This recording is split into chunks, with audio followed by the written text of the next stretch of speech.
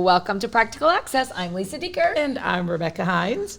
Lisa, as always, one of our friends is here. We have a lot of friends. This one is really special. A friend of both of ours, Claudia Rinaldi. Thank you for being with us, Claudia. Oh, thanks for inviting me. Happy to be here. Yeah, so Claudia has a breadth of experience, but she is a endowed professor at LaSalle University in Massachusetts and has been a CEC executive board member, a conference chair, and as you know, we're celebrating this 100-year anniversary of the Council for Exceptional Children. Kind of curious, as you think back in your rich and wonderful career, what are you most proud of or excited that you've made an impact in the field to this point?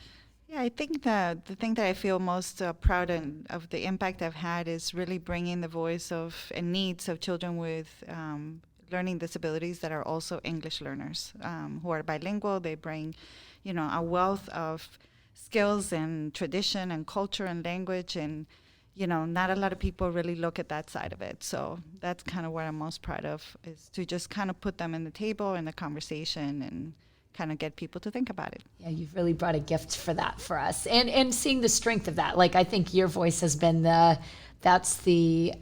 strength of somebody who's twice diverse has been really a voice that we appreciate. So thank you for that contribution. Yeah, thank you.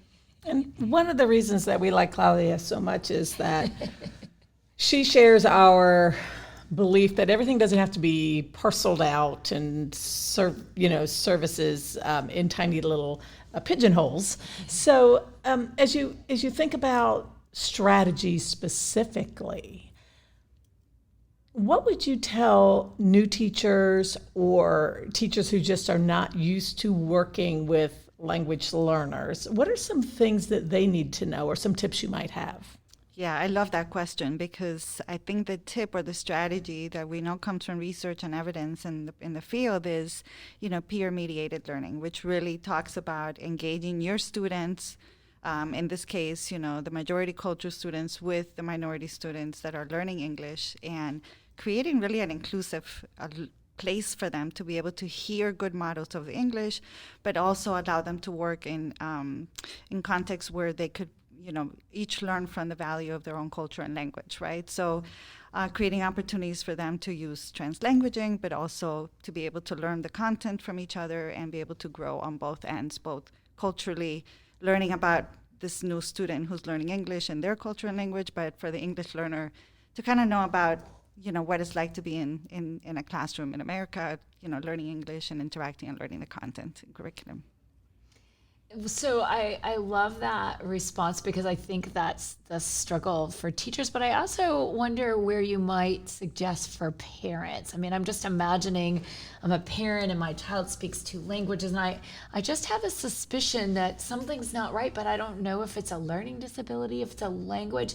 What's your advice for parents, and maybe somewhere they might go if they're looking for some resources? Do you have some thoughts? Yeah, so I think one thing, even as a parent myself of a child with a disability, I think sometimes we kind of justify those red markers we might see.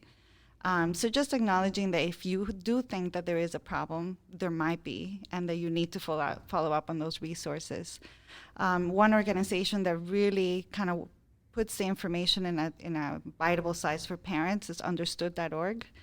I'm an expert reviewer there too, so I could see we've vetted a lot of content for parents who have children who are learning English or who are bilingual and struggling in school. So I think that is really a place where you could go to get more information about learning and attention issues, and kind of looking at what the law says, what your rights are, what strategies you could do at home, and then link up and bring that up to the schools, because oftentimes they know, well, not oftentimes, all the times parents know more about their children, but oftentimes the teachers don't know about this resource. So if they could print out materials or, show their phone, it gives them a tangible way to kind of say, look, I've read a little bit about this. I know that there's something there that my child has, and, I need help. So I'm thinking I'm a new teacher, and I have this privilege of talking to you, and I have a student sitting in front of me. I see my roster, and it says I have 3 students that are second language, English language learners, and they also have learning disabilities. What do you suggest I do first, besides look at that list and be worried. Yeah, well, I think you have two new friends to make. Got it. And that would be your teacher, who's either the bilingual teacher or ESL teacher or the EL teacher, whatever name or whatever kind of role they have in the school, but that works with that population of students, and then the special ed teacher, right? And, make it a regular practice to meet with them and monitor progress of the student in both areas, in language development proficiency, English language proficiency, and in meeting the IEP goals. And, if you could get a structured time where you meet with them and collaborate and co-teach with them, right? Have them invite them to your classroom, give you feedback. You go to the classroom, learn what they do. I mean, I remember as a gen ed teacher, I didn't know what the speech and language therapist did. I had no idea what the ESL teacher did, So it's a matter of kind of learning from each other and then co-teaching in a way that would benefit both their students and the students that have, disabilities and who are English learners. Yeah, I love that. I love that too. So I'm going to back that up even one step further, and maybe this is with someone who's particularly young or someone who just moved in from another country or another culture. If I'm a teacher and have a student who's just quiet, and we all know that students with learning disabilities in particular, as they age, they become, a little more reserved. So if I have a Some, not all. I just mean in their academic discussions I was gonna sometimes. say. So let's say I'm a teacher and I have a new student from who is an English learner. How do I know, what signs do I look for to determine whether that might also be a learning disability? How do I know the difference? What do I look for? Do you have anything that I could investigate to help me understand? Is this a function of language or is this a function of a learning disability? Yeah, I mean, I think the first thing to do is really get to know the kid. So whatever it takes to kind of get to know them as a person, as this little being in your school, in your classroom. Think about the best relationship you have with your majority culture student and then try to replicate that. So not being afraid of learning about their language, learn a couple words of what their language is, to kind of build that relationship and start talking to the parents in ways, or find an interpreter who could help you kind of ask questions, because what we see is if you have a difficulty in one language, you'll have it in the other language. So it's more likely that, if, for example, you could show, some books to them and see how they react with them, and the books would have to be obviously in their main language. So, kind of look to see what kind of literacy skills are there, kind of like when we have little babies and we're looking to see whether they recognize the front and the back of the book, how they, open the pages, are they pretending to read, are they looking at the pic, those kind of skills that we use for our students, but kind of do it in their language and kind of have those conversations then with the parent and the child about, their favorite story, their favorite thing to do, because that gives us a lot of insight. It's kind of like observation-based assessment, right? It's giving you insights into what are their strengths, how do they think, how do they respond to people, their level of engagement with the language.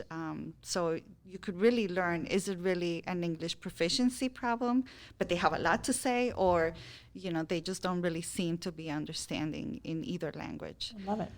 So my last question for you is, we're fast forwarding into the future.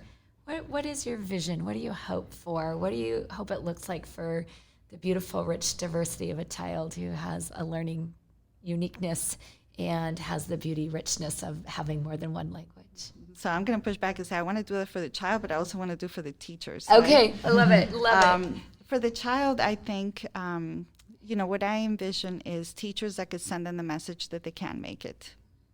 That they will make it, that they will be supported along the way, and that they're invested in them.